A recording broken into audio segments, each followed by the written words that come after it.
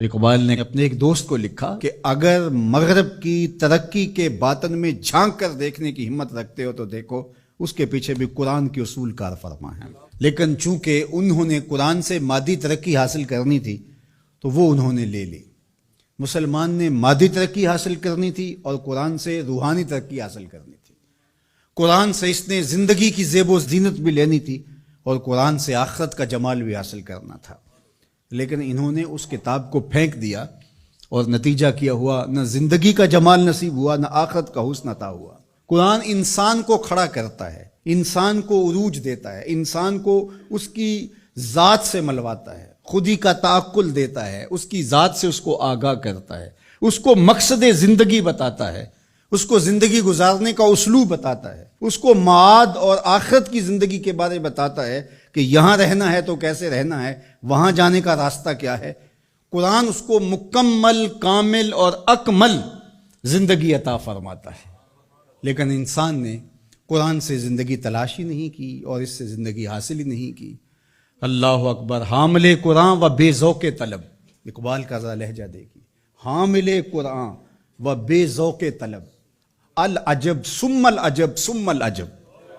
اقبال کہتے ہیں افسوس ہے یہ قوم حامل قرآن ہے لیکن بے ذوق طلب، لیکن اس ذخیرے سے حاصل کچھ نہیں کر رہی، حتیٰ کہ اس کو طلب بھی نہیں ہے کہ اس کو اٹھا کے دیکھوں تو صحیح یہ جو خزانہ پڑا اس میں میرے لیے کیا ہے. کہا عجیب بات ہے، بھوکا بھی ہو، پیاس سے تڑپ بھی رہا ہو اور اس کے پاس میٹھا چشمہ بھی بہ رہا ہو، لیکن وہ ادھر رخ نہ کرے اور گندے نالے پر بیٹھ کر چلو بھر بھر کے پی رہا ہو تو اب یہ بیمار ہوتا ہے اور ڈاکٹر سے کہتا ہے میں بیمار کیسے ہو گیا. اقبال کہتا ہے افسوس یہ ہے چشمہ شیری قرآن کی شکل میں موجود ہے لیکن یہ پتہ نہیں زندگی کا جمال کہاں ڈھونڈ رہا ہے. تو یہ اس کا ذوق طلب نہ ہونے کی وجہ سے ہے، اور ذوق طلب جس کا ہوگا وہ ضرور اس سے کچھ حاصل کر لے گا اور اپنی ضرورت کے مطابق حاصل کر لے گا. اور اس نے بھی تو اپنی ضرورت کے مطابق جو حاصل کرنا چاہا وہ کر ہی لیا. جو اس کی طلب تھی قرآن سے اس نے وہ لے ہی لی.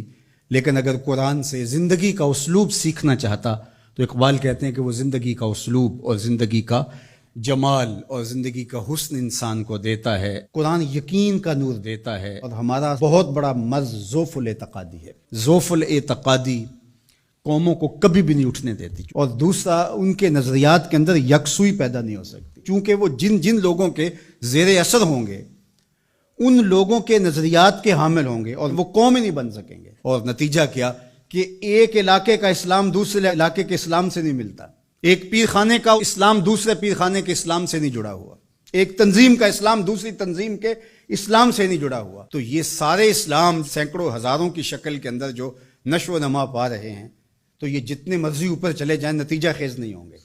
نتیجہ خیز تب ہوں گے جب ماخذ ایک ہوگا، وہ قرآن مجید ہوگا. تو قرآن مجید سے جڑنا، قرآن مجید سے وابستہ ہونا، دل بستگی تعلق کے خاطر آپ کو وحدت فکر کی ضمانت فراہم کرتا ہے. اور وحدت فکر وحدت امت کا ذریعہ بنتا ہے اور وحدت امت ہی پھر غلبہ امت کی ضمانت بنتا ہے. اس لیے اس امت کو قرآن پہ ہی آنا پڑے گا، اس کے علاوہ اس امت کے دردوں کا کوئی مداوع نہیں ہے اور دکھوں کا کوئی چارہ نہیں ہے. اللہ اکبر. تو فرمایا وَمَنِ ابْتَغَى الْهُدَى مِنْ غَيْرِهِ أَضَلَّهُ. اور جس نے قرآن سے ہٹ کر کسی اور جگہ سے ہدایت تلاش کی اللہ اسے گمراہ کر کے رکھ دے گا. قرآن سے روشنی لے. إِنَّ هَذَا الْقُرْآنَ يَهْدِي لِلَّتِي هِيَ أَقْوَمُ.